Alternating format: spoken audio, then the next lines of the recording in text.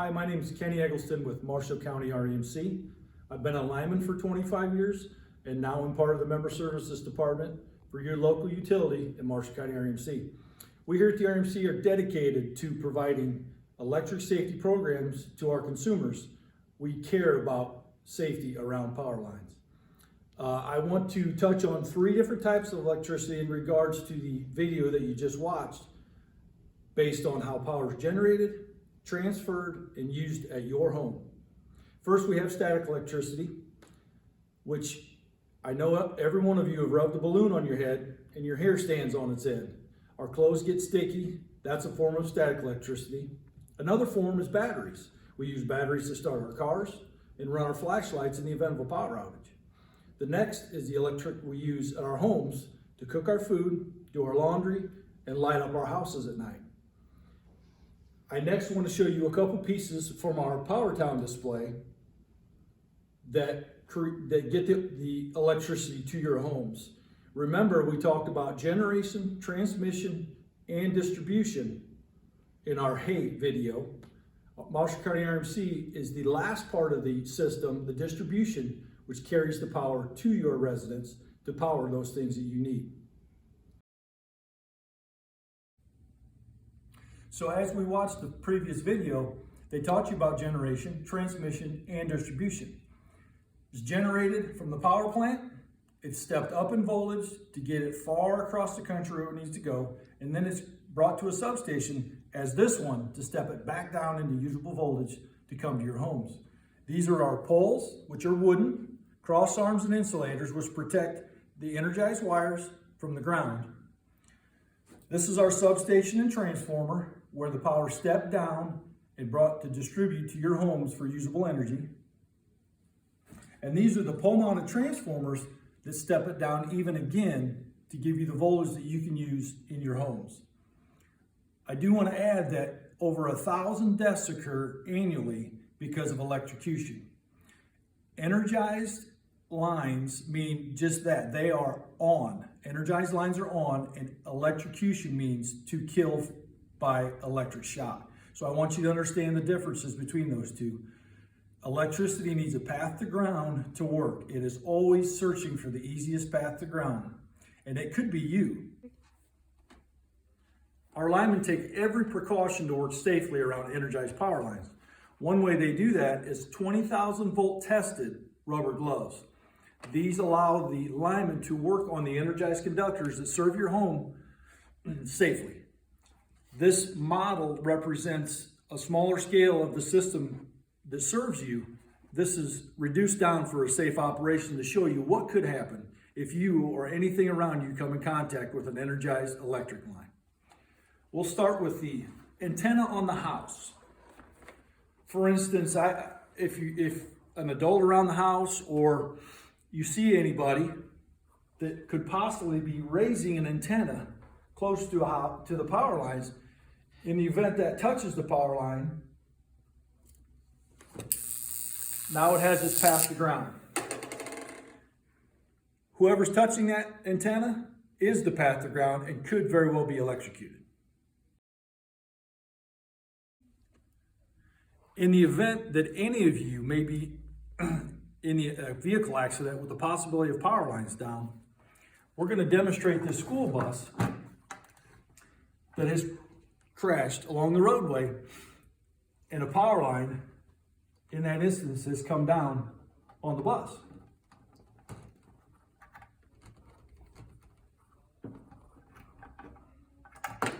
This is a dangerous situation. The best thing and the only thing for you to do is to stay in the bus until help arrives. Your safest spot is in the bus. If you must, in any event, leave the bus, you must jump as far as you can away from the bus to prevent from getting electrocuted. If somebody were to come to the bus and touch it while they touch ground, there's a very good chance that they are the path to ground and will become electrocuted. We know all of you folks like to climb trees, your kids. That's what we do. We like to play. Trees are wood and are normally a good conductor unless they're wet and trees have sap. That makes them a good conductor, not an insulator. Never climb trees around power lines, because the tree, as a conductor, could very well become energized, and you being part of the tree are also electrocuted. We all like to fly kites. Flying kites is a great weekend project. I want you to be aware you need to fly kites in an open area away from trees and power lines. Kite strings may conduct electricity, therefore making you the path to ground, because you're holding the string and the kite contacts the electric lines. Therefore, again, possibly electrocuting the person at the end of the kite. Show you a little example of our substations and what could happen if you enter a substation. All substations in the area have very tall fences and signs around all four corners, because it is a very dangerous spot to be. Never climb on the fence or try to enter a substation at any time. These high voltage transformers are very dangerous, and if you would enter and touch anything that's energized, you then become the path to ground and could very well be electrocuted. We not only have overhead power lines, we also use a variety of underground power line systems. I'm sure most of you have seen the green boxes in some of the yards, at parks, or even around your school. Look similar to this. I want to make a note that these are not seats. They are not anything to play on. They are a dangerous piece of equipment with labels to say so. At any time, if you see a lock missing or a door open, do not enter this transformer enclosure. It could be deadly.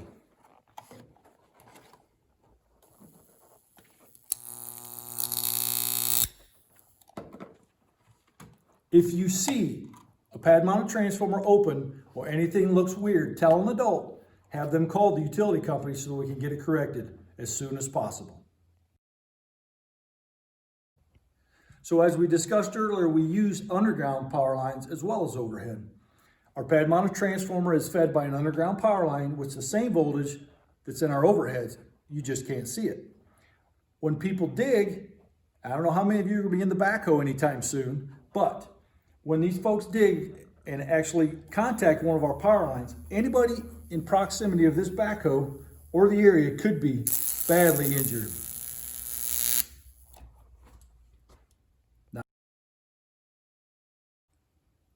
We know that we can get some very, very nasty storms in Indiana. And when that happens, trees, power lines fall to the ground. There are many instances where the power line looks exactly like it does here. It doesn't look harmful at all. But this power line down, you will never know if it's energized unless it's to ground. It could also contact other parts of your neighborhood and cause issues in that regard. Right now, we've got this power line down that's been exposed to this fence. But Sally's on this side and she's touching the fence. She now gets electrocuted. Being responsible and noticing some of these things and staying away to stay safe is the best thing that you can do. So we've talked about electricity taking the easiest path to ground. It wants to work as least amount as it has to get to where it wants to go. This is what we call Jacob's ladder. It shows you that the electricity will change back to the easiest path once it reaches a part that it's working too hard. So if you watch the arc, it will continually change back down to the bottom to get to that easiest path to ground.